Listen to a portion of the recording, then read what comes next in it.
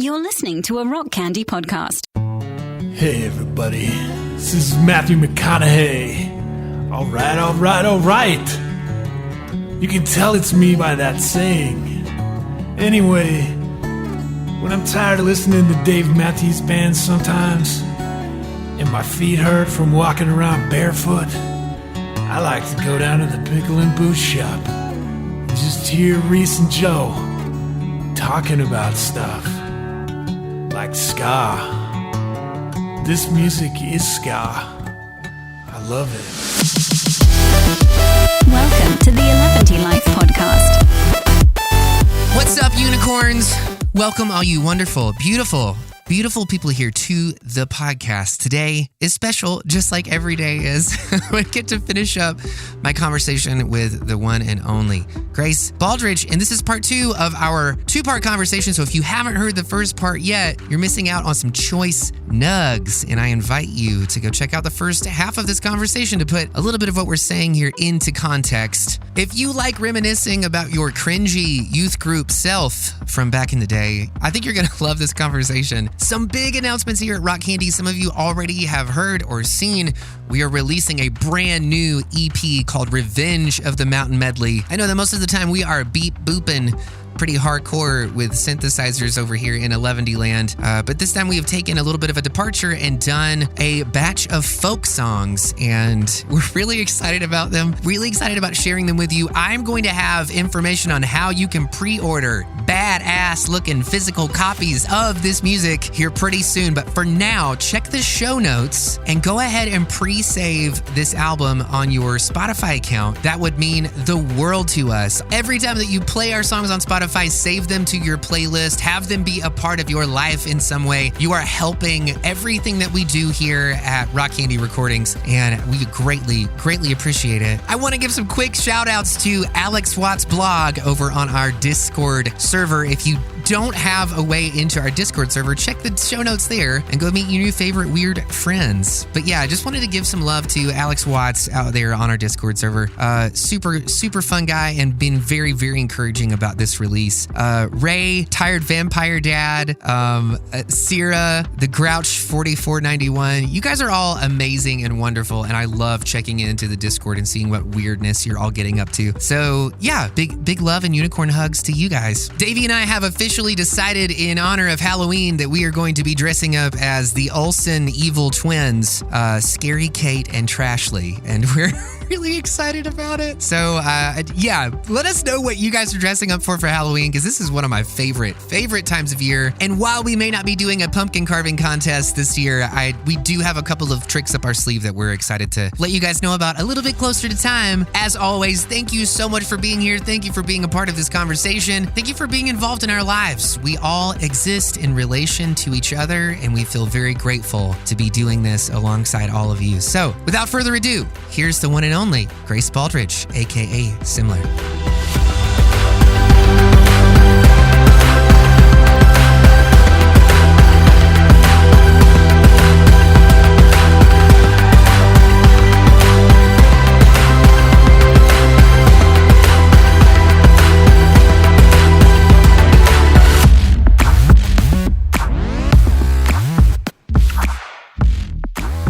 We're like my best and oldest friend, and it's still like I'm annoyed with how much this still hurts me, because I wish I could let it go, but that's like the truth of it, is that she did exit my life for religious reasons, and I'll never forget the phone call because she's crying. I'm crying, and she's like, I'm so sorry, like I love you so much, like I hate that we're doing this. And I was like, I hate this. And in that moment I'm just thinking, I was like, so I'm meant to understand in this moment that our creator is smiling down on this moment between two lifelong friends, people that loved each other like family since they were 2 years old, is pleased in this moment by this interaction. Like, what?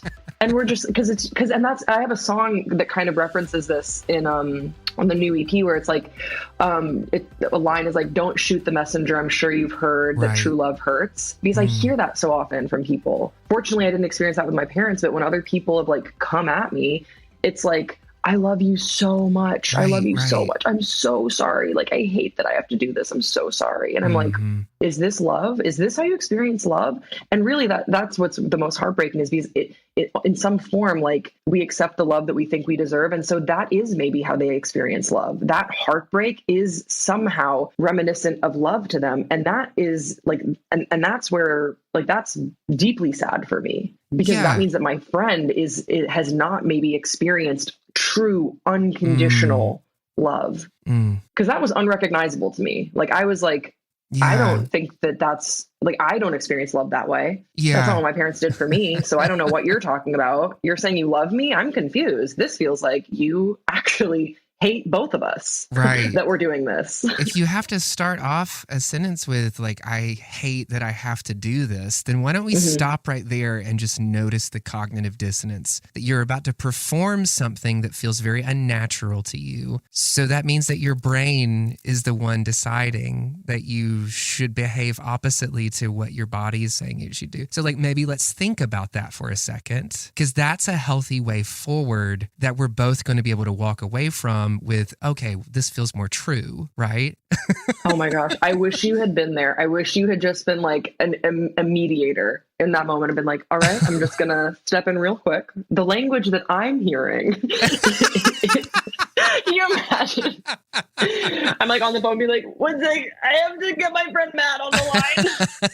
What I'm hearing is that one of you is a special potato, and and the other is an angry potato. An angry potato. Oh my gosh. We're all just potatoes trying to figure it out. I mean, in this conversation, this is a world we've created on the podcast, and everything gets reduced to taters. Everything. It makes me feel so comforted. I don't know why. Whenever I'm really confused or frustrated about something, I do like to remind myself, I'm like, you're just a human with a potato brain. This is a wild thing that we're all living through. This human experience is so beautifully crazy. You're not meant to really understand it. Stop thinking so hard. Do the best you can. Be kind to other people, cherish your loved ones and cherish your time here, because you don't know how much of it we have. Yes. And stop trying to figure everything out. Stop trying to figure out other people. You'll never do it. You can't even do it with yourself. Dude, I'm so happy that you said that. That's something that I need to be reminded of regularly, like especially during the fall. I think maybe because it's like getting closer to my birth month or whatever. Because I'm going to be when's your birthday? Woo about it for a second. November 18th. My birthday's November 12th. Are we both Scorpios? We're both Scorpios. What the fuck? Wait, I knew it though. That's why we get along. I knew it. It has to be. That's what it is. It has to be. That's also probably why we make. Wait, I have to pull up this meme and see if you relate to it. Okay. Because I saw something about Scorpio songwriters and I was like, that is totally us. Sorry. This is probably bad for a podcast, but I think people are having fun. I'll keep talking. You're good. If people are still listening by this point, they deserve a nice meme. They deserve it. They deserve the meme. Oh my gosh. Let me see if I can find it. It was something about like, Scorpios like writing about something like getting revenge on someone 15 years later by writing a song about how they were wronged or something like that. And I was like, after nobody gives a shit anymore. After no one cares. No one cares. Yeah. And I'm like, here's a song detail. I remembered everything. That's my toxic trait, is that I really do remember a lot of like very specifically of just like past encounters and things in passing. Is that a Scorpio trait, do we think? Say that one more time. Like, do you think that do you remember a lot of like specific details about past encounters, like conversations and things? Oh, here it is. A chance to get revenge on a person who wronged them 15 years ago, Scorpio. That's great. And we do that with our music, like with our songwriting. It's like, I'll remember, like I had a repressed memory come back from a youth group mission trip thing that happened years back. And then it was that and also other things that inspired Preacher's Kid. I was like, time to write about it. Yeah, I think that's the weird thing. I love hearing people's stories. Like I would love to hear your encounters with that kind of thing more. My own personal experience is like, if something sticks with me, if I heard you say something or I caught a look or a glance, or it's like randomly my brain will just snapshot a moment, and it could be the most benign bullshit moment that ever happens and it won't mean anything, and it just sticks with me for forever. Or we could be involved in a conversation and it might not even be something that you said, but just something in me shifts, and I'll never forget that we had that conversation. I'll never forget how it made me feel. I'll never forget reading into your face and all of the 100 thoughts I had about like why you might be feeling that way. And honest to God, that to me is an amazing phenomena that happens. Maybe it happens like more often to Scorpios. I don't know. It can be a blessing and also a curse, because on the same token, like, it's not fucking fair to other people. Like you're involved in relationships with them, and all of a sudden you have this one moment in time with them that you will never be able to not feel the intensity of that moment every time that you experience it. And it's fucked up, and it's not fair to whoever you're in that relationship with, that like you can't just let it go. I don't know if you experienced that. Maybe no, I think that's I totally relate to that. I mean, wow, the power of being born in the month of November, I suppose. But you're right. It is this weird thing where you can harness it. For me, it's a lot of my songwriting is based in experiences like that. Yeah, of course. And pulling on moments like that. But then I also have a grounding moment of like, but also everything is heightened in a song, and everything is like heightened.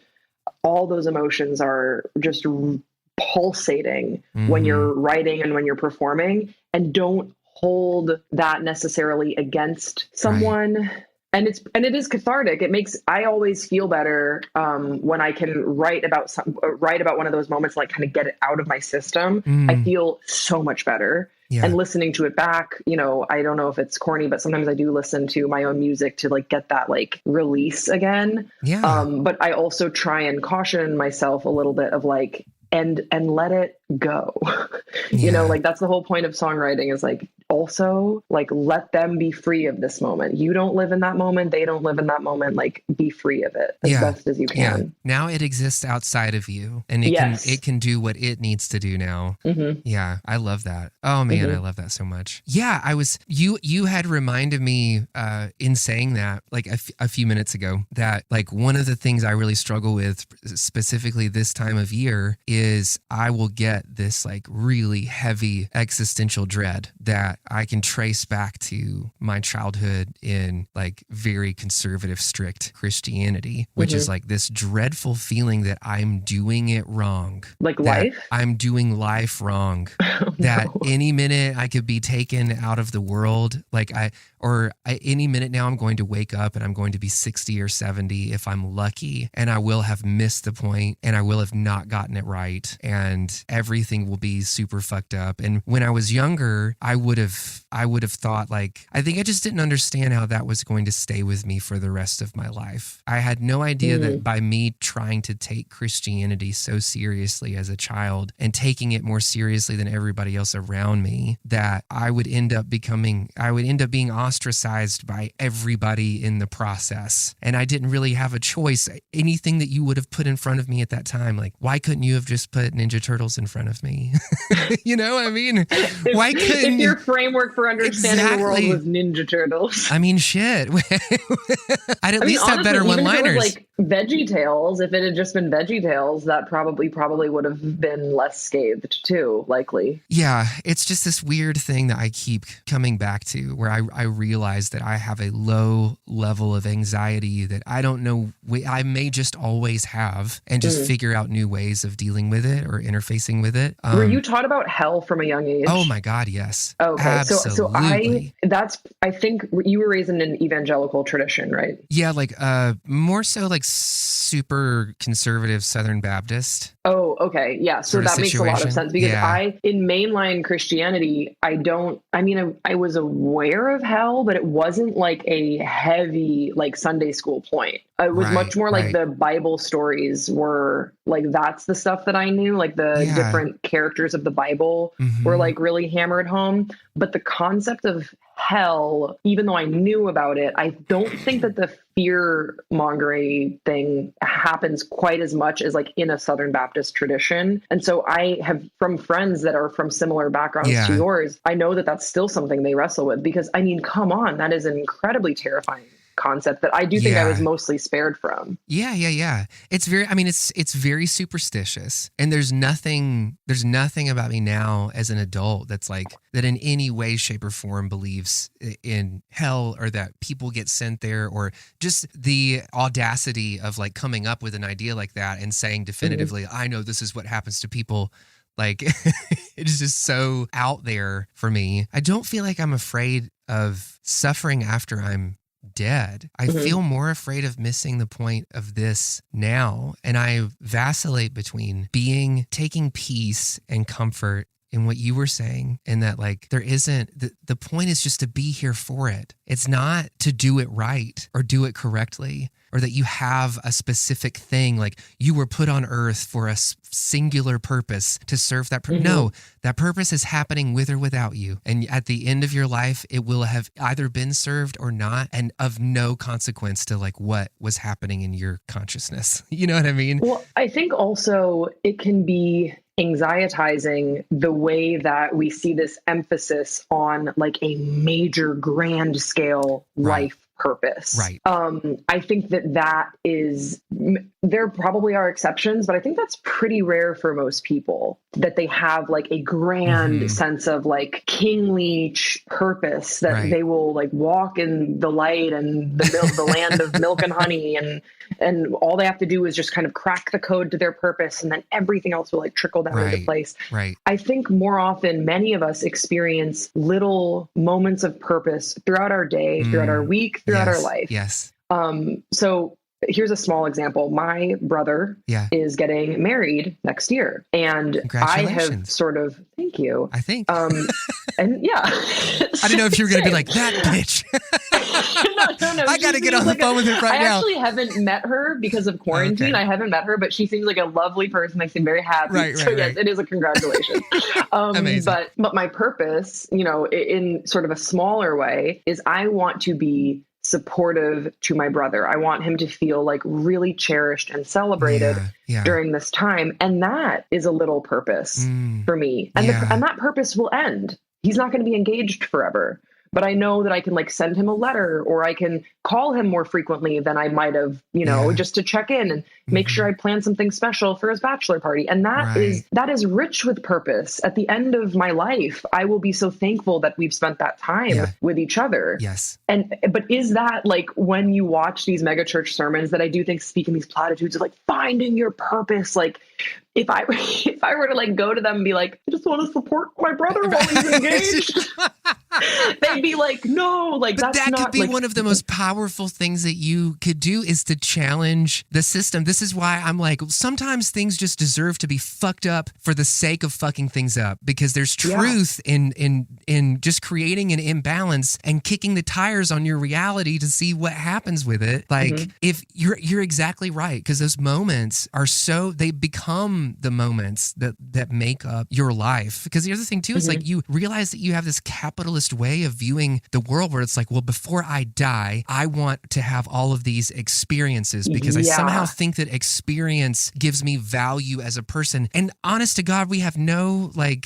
proof that you take any of that shit with you. So it's like our parents would have accumulated things, physical things here. And our version of that is to accumulate mental mind palaces of experience and ideas about ourselves that we think somehow, like, because we're so like, because we can Google everything.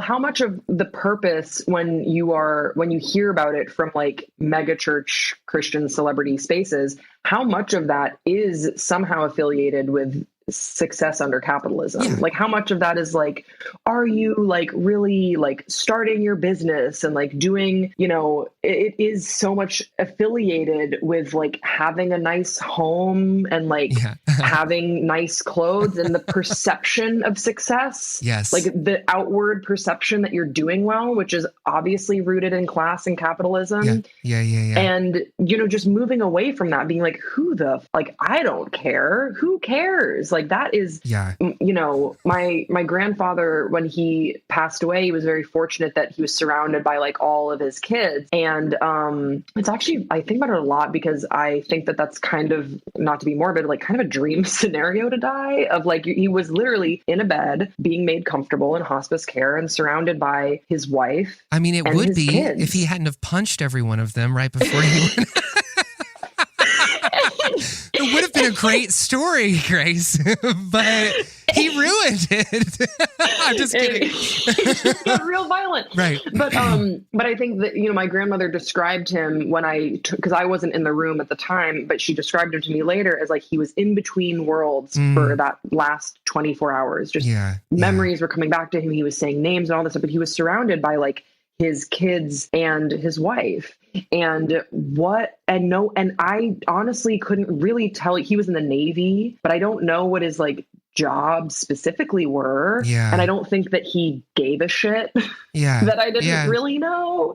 Like, I don't think that it mattered to him at all. Yeah. And I think that we need to sort of normalize that type of purpose, that his kids loved him, you know, and that he was comfortable and that he was dignified in his life, and towards the end of his life, because too often we're talking about purpose as like with a monetary value, or with a social value. And that is, I think that is very like anti-Jesus, truly, you know, and like at the end of like, are we living life correctly, and for someone else to come in and give you a prescription for how to do it rather than help you find the tools within yourself so that you can get good with yourself at the end of the day. That's what it is. Yes. Yeah. The best thing you can do for the world is to work on yourself. Spend time understanding yourself and you and how you're interfacing with it, because you're creating that reality. All of that like hatred and like weirdness that you feel in yourself or shame that you feel in yourself, you project that out onto other people. Nothing makes me more sad than reading obituaries where the sense of humor is completely gone, and also any sense of like purpose or meaning or brilliance in a person's life is condensed down to,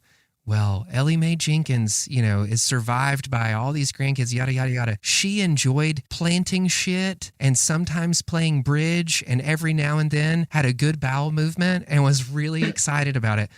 Like, it just, obituaries, I feel like, condense you down to just things that we think are like meaningful culturally, which is like somebody being really diligent about like keeping their yard cut is absolute bullshit in the face of the great void of what is beyond after life. Like, why is that the thing we talk about? Like, why do we condense people's lives down to whether or not they were regular and like how often they maintain their lawn? Who gives a fuck? Like, I know. This is so ridiculous. I mean, I think I'm much more interested in what people, especially to obituaries and to people who have had like rich, long lives. I'm much more interested in like, what have you learned? You know, my grandfather was 96. Like, what did you learn about people and the world? Because I would love some of that wisdom now that I could carry with me, you know, and see how I interpret that. I think that would be that's the most helpful thing for me is you have, I mean, it's actually been really helpful during COVID because my grandmother was born like after the Spanish flu, but like was one of those like babies that came after the Spanish flu. Yeah. And so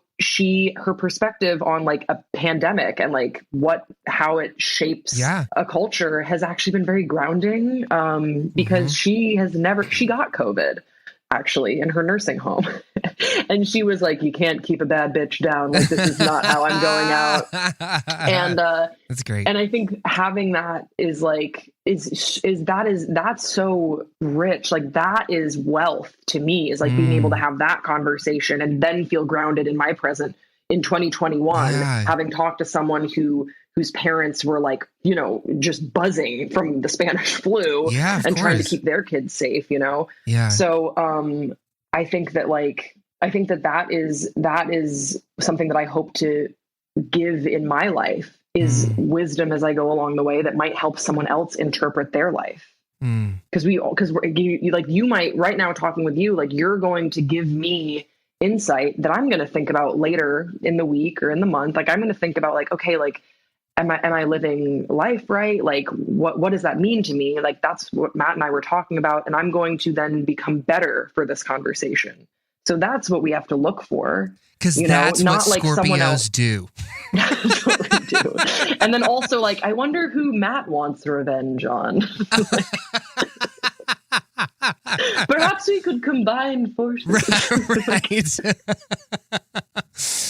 Yeah, that's the thing. Everybody that you want revenge on when you're a kid, they're all going to die before you. You already get it. It's fine. Yeah, well, also, like, I like can't even find them on social media anymore. So it's not even like in the days of Facebook, you could like look people up, and be like, are they going to all these parties without me and like having so much fun because they're all me? in prison now. That's because we were really good judges of character when we were kids. And if we held a grudge against somebody, it was a little more divine than most. Listen, speak for yourself. I think my grudges were, and my wife has told me this, I think I was unhinged and I was just like bitter that everyone else seemed to be more comfortable. So like I've told her about stories before and she's like, I think you were being weird in that situation. And I'm like, I've been like, no, but wasn't it like, it was so weird. Like, I don't know. I can't even think of a great example, but like just weird things that I've brought up. And she's like, you need to let that go because you were the person in that situation that was like probably acting out of pocket. And this person does not remember you at all. Oh my God. That's so true. That's one of the great things about having a partner or a wife. Actually, I guess we both have wives, so I could just say that. We both. Yeah. Hey, high five for having wives. 10 high out of 10 recommend. For having wives. I feel like if there's a conservative Christian listening to this, that's maybe the only point they'll agree with. Right. Being like, we love the wives. Well, not me, but I mean, I don't know. Yeah. That's the thing. That's just what's so weird. It's like, there's certain things I adhere to accidentally. Like, I'm so modest. You'll never see cleavage on me. Like, just the most modest. No credit for it. No credit. None. Like, they're all like, well, don't show your body. Like, do not tempt your brothers to stumble. I'm like, I think I'm crushing that point. Like, no brothers stumbling around me. And yet they're like, no. What was your, oh my gosh. What was your favorite moment? Or actually, tell me how you ended up drunk at our set at Wow Goose. Do you really want to know the story? I really want to know. You have to tell me because we missed everything good. We only showed up to play and then we had to leave. And we were kicking ourselves because we were like, we should have just been here for the show. Well, that makes sense because I swore that I was going to like, because it's not that big of a campground. Mm-hmm. And I swore that I was going to like bump into you. I was like, we don't really need to exchange information. I was like, I'm sure I'll just like see him. Right.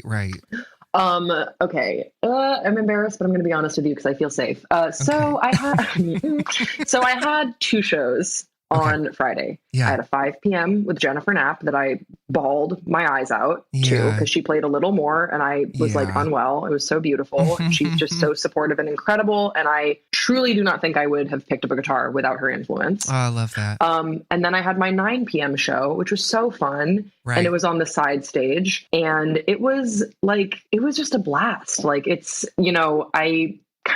my style of music is like messy folk music, I suppose. Yeah. Very heavily influenced by like the lyrical stylings of a Reliant K thing. So I have like funny songs and I have more serious songs.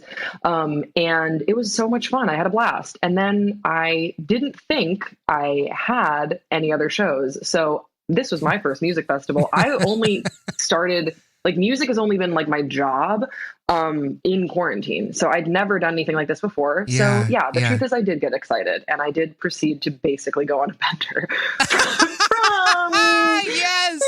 from Friday night all the day Saturday into Saturday night. Which is where you found me. Well, you probably didn't. Did you see me? I hope you didn't. I did not see you. Okay, because I tried to get your attention and then my part of my brain was like, Grace, you are way too fucked up for this. Like, get away from the stage. I did try and get your attention and I was like, leave, get out right now. Oh my God. I'm so sorry. No. Oh, yeah. I'm so happy you didn't see me. Because I also swore, Drunk Grace is a great friend of mine. She doesn't show up often, but she's the best when she's there. And she was so happy to be there. And she was convinced that not only did you see me, but that you were vibing with me and that we were like dancing together, but you weren't. And I knew that. And I knew in my little sober brain was like, get away from the stage. Cause I was up there like I had 2 cider cups and I was just like there, like next to right by your speakers. Okay. Yeah. Maybe I did see you. Now I'm going back and forth. Don't tell me that you didn't. Well, I have things to tell you too. First of all, this is amazing. I feel so honored to have been a part of what may have been your very first rock and roll bender that you went on at Wow Goose. Yeah. Just that I can even be in that story. You're very much in that story because I heard you were like the Pied Piper. I heard your speakers going and I was like, yes, because the thing with Wild Goose Fest is that like there isn't, and I hope this changes, not enough dancing in the main stage area. Like people sit, they literally have their chairs out. It's like a chair thing. And I'm a mosh pit kid. Like I was ready to go. And I was like, I was like, cool, what's happening here? And like I literally like a city on the hill, I saw your tent going and I was like, this is it. And everyone was like talking about like going to see you. And I hustled my way over there, just 2 little cider cups, just like full hands over the head the whole time. That's it. So fun, man. I absolutely love that story. Davey and I, before we went on, there were like some technical things happening and it was kind of a miracle that we got it to work. And before we went on, we both ended up like taking a little bit of psilocybin before we started the set. So there's a very good chance that on some astral plane, like you and I had been vibing for a long time before that. But yeah, I was just so ready to have a good time. I was so ready to just be like loud and sassy. And I had no idea we were going to be preceded by a drag queen.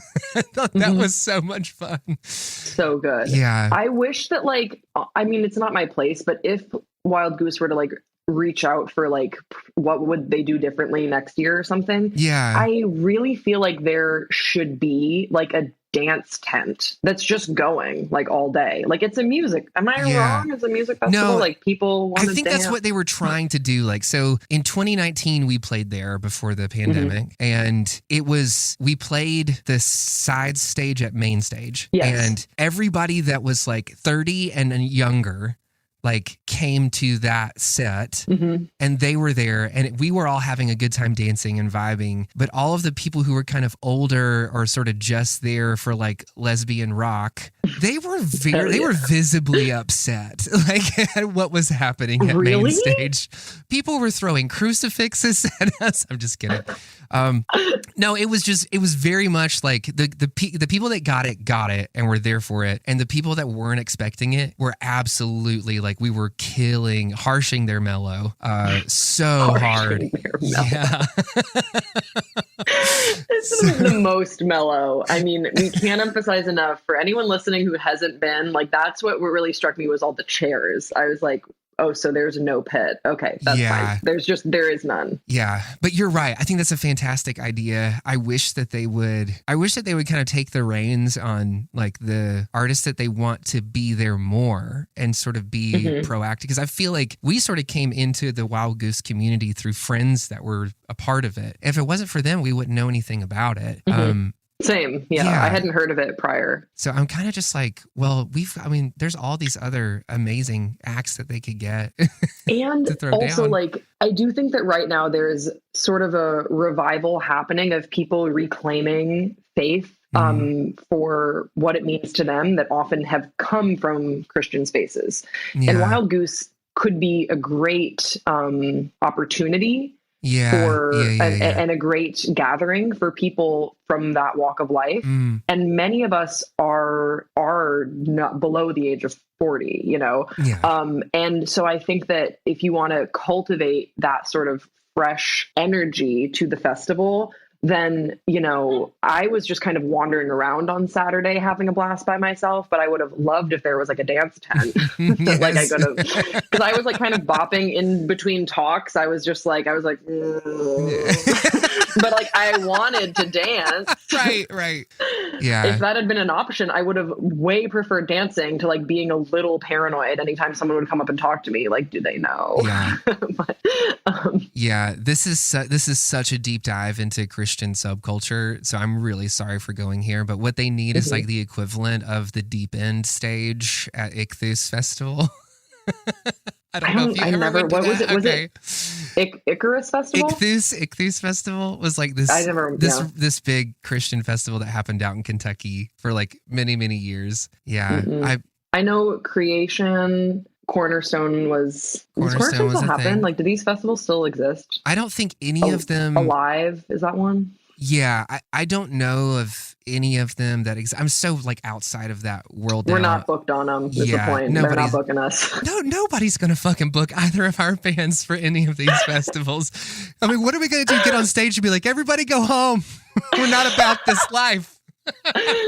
No, listen, the thing is that I know that that's true, but will it stop me from asking K-Love to play my music? No, it never will. I'll never stop. And it's like, am I trolling them if I'm just genuinely being like, hi? Is it trolling if I just continually introduce myself? I don't know. I mean, I think that's kind of fun because, again, it's like, it's just walking up to something and kicking the tires on your reality for the sake of it. Like, it's the worst thing that could happen from you, like, trolling K-Love is like realizing how seriously they do take themselves, you know, in a market where it's like. Well, that's the thing. It's sort of like, I think in a lot of, with CCM, as someone who, like, I'm an independent artist, I upload my music independently. Like, I don't need a label. Yeah. So kind of part of the fun for me is like having no boundaries. Yeah, of course. And just being like, I kind of always poke Toby Mac on Twitter and I don't care because I think he is affirming, and he won't say it, which means that maybe he's not affirming, but it doesn't matter. The point is that like, I like to play a little bit dumb of like, hi, is there a problem? Is there a problem here? Right. Tell me if there is. Tell us what you believe. Yeah. You've made a whole career out of proclaiming your belief. What's wrong with this one? Is it because you think it's morally wrong? It's because what is it, Toby? All success is a prison of its own making. Doesn't matter what it is. That's true. Yeah. So it's like, yeah, because the thing is, I understand the pressure. Like, I understand that, like, for many of them, do I want to cut my tour sales like in half overnight because of saying that I support a human rights issue? Right. You know, like they don't want to. I understand that. I know why. I still just like to play dumb because I think it's wrong. And I think that like my belief has taught me to stand up for the marginalized. Does yours not? Tell me, Toby, what is it? Because we know that pandering is the same thing as just being dishonest about like who you really are. It's only pandering because it's not authentic. So it's like, why? Anyway, I'm not here to like place judgment on Toby Mac or anything, but I would be absolutely. No, I'm just kidding. Yeah. I don't judge him, but it's just like this weird lane that I don't mind for myself of like, this is an issue that I was told point blank by a capital Christian music executive doesn't come up. Well, cool. I'm going to talk about it then. If it doesn't come up, which I don't believe, right? Then let me be the one to bring it up. Right. Let me bring it up. Yeah. Let's talk about it. I know that's the crazy thing. Like the way forward for them, which here I am like talking about the Christian music industry, like I would even know the changes in it now, but just like the way forward for you is to evolve and to be present for the conversations that are happening in culture right now. You can't just stop the conversations because they feel uncomfortable, because the world is going to move on without you. And if you don't think that's true, look around at all of the Christian music festivals and culture that don't exist anymore because they're bullshit and irrelevant. You know what I mean? It's like because they don't, nobody goes. Yeah. Because the hypocrisy has been so exposed. Yeah. And so you're not, I mean, especially with something like music that touches such a beautiful and visceral place in us, when you find out that it's not authentic, yeah, I mean, I'm done listening. Yeah. You know? And I think that's why it sort of suffers. And that's why the art in CCM, the music in CCM is boring as hell, because they can't, you listen to it and you know it's not coming from any examined, honest place, because they can't. I remember talking to Dan from Jars of Clay, and they weren't allowed to say the word hell in a song that they wrote. So come on, like, how are you expecting people to relate to that when hell, just as we were talking about, is one of the heavily thematic things that Christians wrestle through, and he's not allowed to say it in the song? So I guess my question after that is, like, for those artists who like did reach that sort of that level of like pretty big success, you know, in that world, in the CCM world, who sort of reached the top of as far as that mountain's going to go. And then all of a sudden you find out that there are things that you want to say, and then you're buying into this reality that somehow you can't say hell in a song. This is the biggest moment here for you to be like, fuck you. We know all of the producers. We have enough money to make our own records. We can cut distro deals ourselves. Like, there are enough people living off the fat of the lamb of this band, you know, to where like, if we really believe in what we're saying and we really believe in like standing up for things not being censored, we have the ability to do it. And then just don't. I know that it's way more complicated of a situation than that, but that is also like one facet of it, is like that it does look hypocritical to be like, well, we couldn't say this because so and so. Really? What are you a 10? Like, yeah, but I mean, you getting chastised? I hear you. I think that it's moments like that though that sort of begin to for you to realize that it's been an onion the whole time and that there are more layers. But if you like, I mean, using Jars as an example, like, they were so huge and they kind of only knew success from their debut record on. You know, it wasn't like they like came into it. I'm sure, I mean, obviously they worked incredibly hard, but their first record was like huge. Yeah. It was everywhere. Yeah. It was like a mainstream project as well. Like, it was outside of just Christian music. It really transcended. So there's a certain degree of privilege in that they probably they didn't need to examine the conditions for which they were creating until you have those revelatory moments. Yeah. Like, wait a second, I can't say this word. I'm fucking Jars of Clay. Like, I should be able to say whatever. I'm the biggest cash cow in this bitch. Like, I should be able to say it.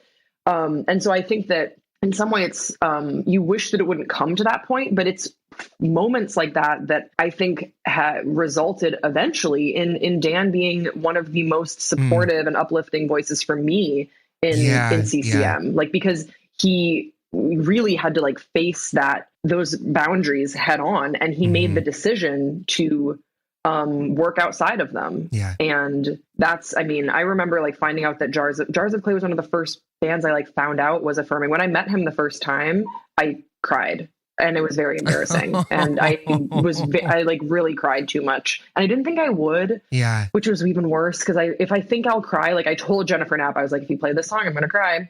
And then she played it, and I was like, well, I told you it was going to happen. But with Dan, I like didn't know how I would feel. Yeah. And I saw him, and he's just so loving and just generous, and he's a great listener and just so open and available. And that like wrecked me, because for some reason, I just like kind of assumed that maybe he wouldn't be, because I like to now prepare myself that I'd like to prepare myself that people won't accept me, so that I'm not surprised later. And I think I kind of, unwittingly did that with him. Yeah. And when he was totally the opposite, I was like a puddle. I love that. Those are precious moments.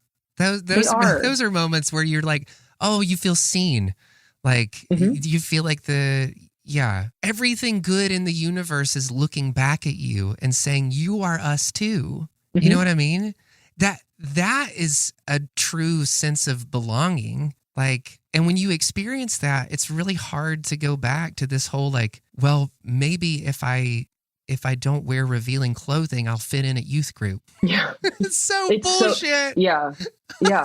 Then like, if I don't dress a certain way, then I will have value. Yeah. I have absolutely loved this, and we need to like plan another time for you and I to hang out, either doing another podcast, or I don't know if you're going to be like playing anywhere on the East Coast, or if you should get a show in Asheville next time that you're out this way. Yeah. So I have a West Coast tour, like mini tour. I'm opening up for Katie Pruitt on 3 dates. And then I have some solo shows. So it's like 5 shows in November. So it's like very mini little tour. Yeah. And hopefully if that goes well on the West Coast, then that would open up more like East Coast dates. Cause I would love to. North Carolina is where I met my wife. It's where she's from. And my grandparents used to live there. Like there are a lot of places I would like to go. And I'm just hoping that this West Coast tour creates that opportunity, because again, I'm kind of an unproven entity. I haven't really done that much. I released Preacher's Kid in quarantine, and I will not be drinking on this tour. I've learned my lesson. Never say never. I need to focus, and I know I get very excited because it's a fun job, real fun. But it's time to not black out in front of you at Wow Goose. So it's time to not. God. No, I hope so. I hope that there's a lot more traveling in my future, and there's a new EP coming out in October that I think is like the best music I've ever written. So hopefully a lot more opportunities to hang out and like actually meet up in person and go to Waffle House. Yeah. I've still been thinking about that since you mentioned Waffle House. I've been like, ooh, Waffle House. It's a whole vibe. This is what needs to happen. Like 2022, like see how this tour goes. See if it's something that you want to keep doing.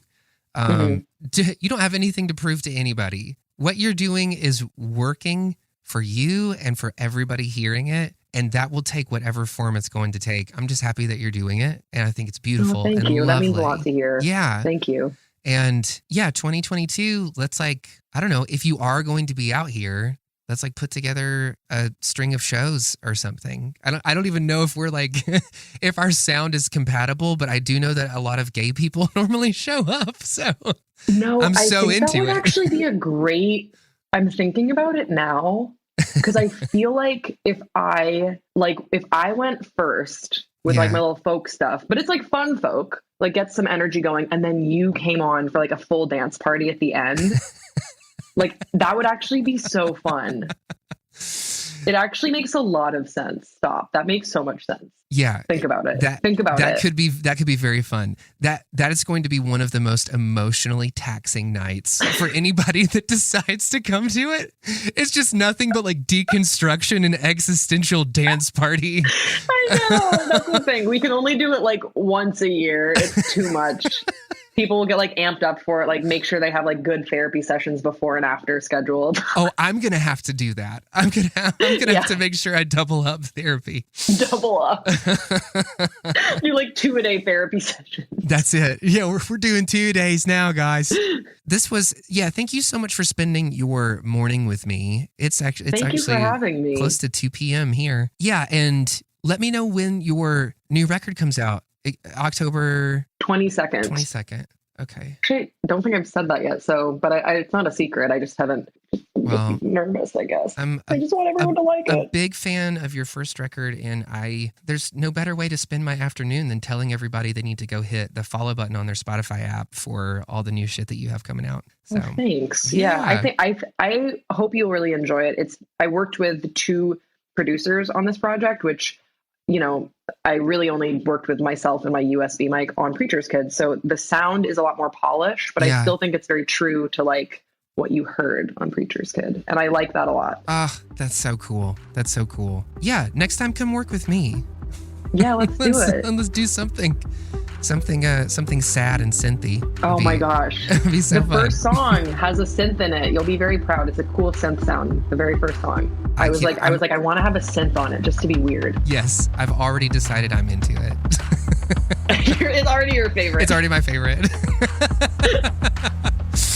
That's awesome. Let's stay in touch and stay in each other's lives. This has been so wonderful, and thank you so much for being on the show. Of course.